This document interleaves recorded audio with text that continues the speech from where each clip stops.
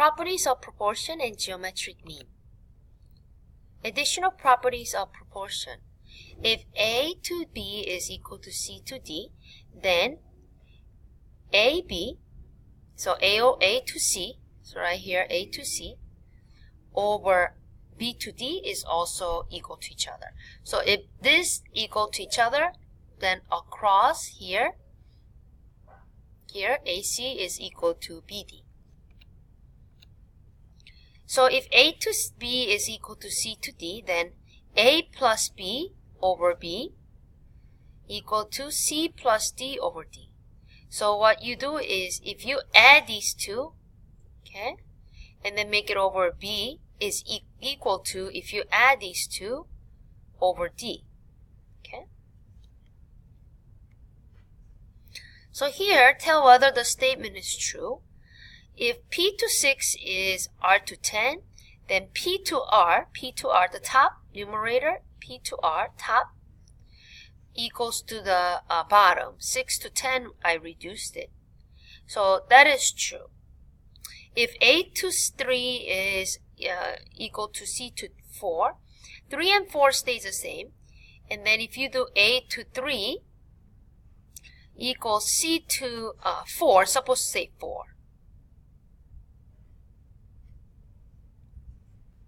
So this statement is false because you're supposed to have 4, not 3 again.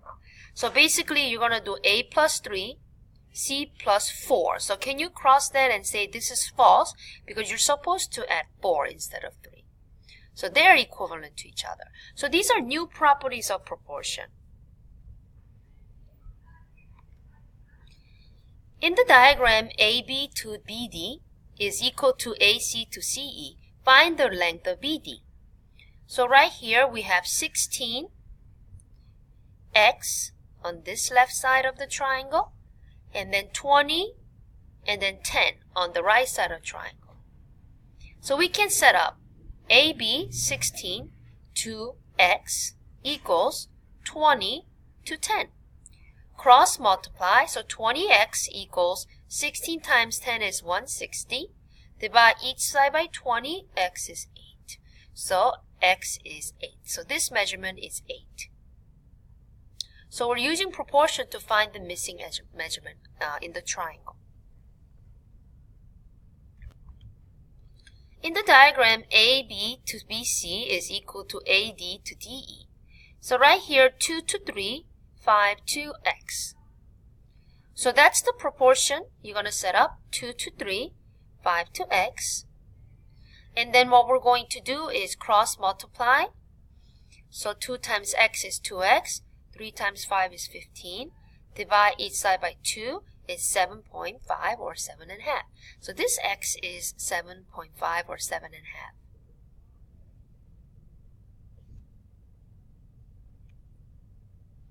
Geometric mean. The geometric mean of two positive numbers, a and b, is the positive number x such that. Find the geometric mean of 8 and 18. So whenever you have a geometric mean, you're going to set up x here and x here. So this cross is x and x. And then a and b is cross each other. So find the geometric mean of 8 and 18. So 8 is A, 18 is B. So you need to write here. Why don't you write 8 over x equals 18 over B. I want you to go ahead and solve for x. So basically you're plugging 8 into A spot, 18 into B spot, and x is the setup for geometric mean. So it's going to be A over 8 equals x over 18. X times x is x squared. So x squared equals 64. In order to find x, you're going to do square root of 64, which is 8. So x equals 8. So let's do another one like that. You're always going to write x and x, and then put the equal sign for proportion. This is your 5a, this is your 20b. Your geometric setup is always going to have x across each other like this. and the other numbers here. So what you're going to do is you're going to set up like this. X times x is x squared. X squared is 5 times 20, which is 100. Square root of 100 is 10. So x equals 10. So the first one, x equals 10. The second one, the geometric mean of x and 5 is 15. Find the value of x. So we're going to write x and 5 should be across from each other. So you need to write 5 and x. And then 15 is the geometric mean. 15, 15. So here, the 15 is here. Like you gotta write 5 to 15 equals 15 over x. So you're finding the geometric mean of x and 5. So here, 5 and x. These should be across from each other.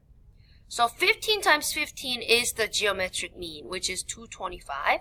5 times x is 5x. 225 divided by 5 is 45.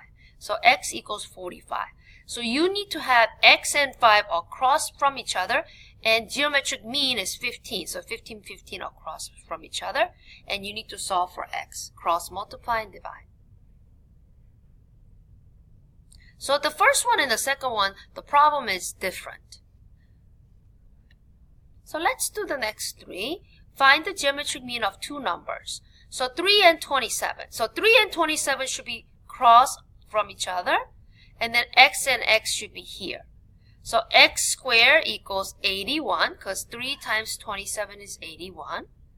How do you solve for x? Opposite of square is square root. So square root of 81 is 9. 4 and 16 is crossed from each other. X and x. So x times x is x squared. 4 times 16 is 64. And then you're going to do square root of 64, which is 8. So x equals 8. 5 and 15 should be crossed from each other. X and x is the geometric mean. So that's how you set up. X times x is x squared. 5 times 15 is 75. And then you're going to do square root of 75, which you get a decimal. So you can actually do the factor tree and use radical to simplify. 5 times 5 is 25. So you just write 5 here. And then 25 times 3 will be 75. So the radical 3 left over is here. So that's the answer.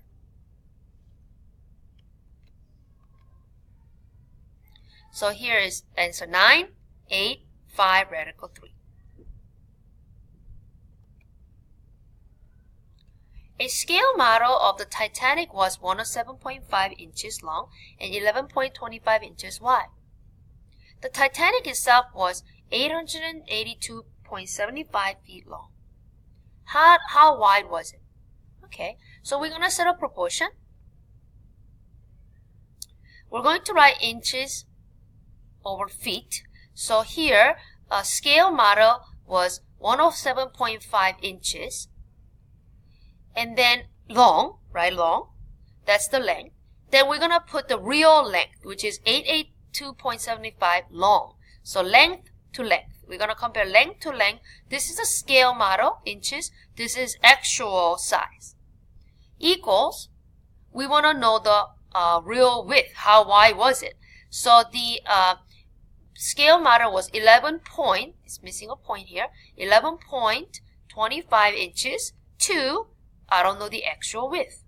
So this is the length, inches, feet, Put the equal sign. We're going to cross multiply and solve for x. Multiply these two numbers. And then multiply these two numbers. So if you multiply 107.5 times x, is 107.5x. If you multiply these two, you get 99309378. And then you're going to divide this long number by 107.5. You get 92.380. So we're going to round to the nearest hundredths place. the actual width of Titanic is 92.38 feet. So 92.38 feet. So we're using proportion to solve the actual width. That's it. So we're going to do more practice in class. Thank you for watching the video.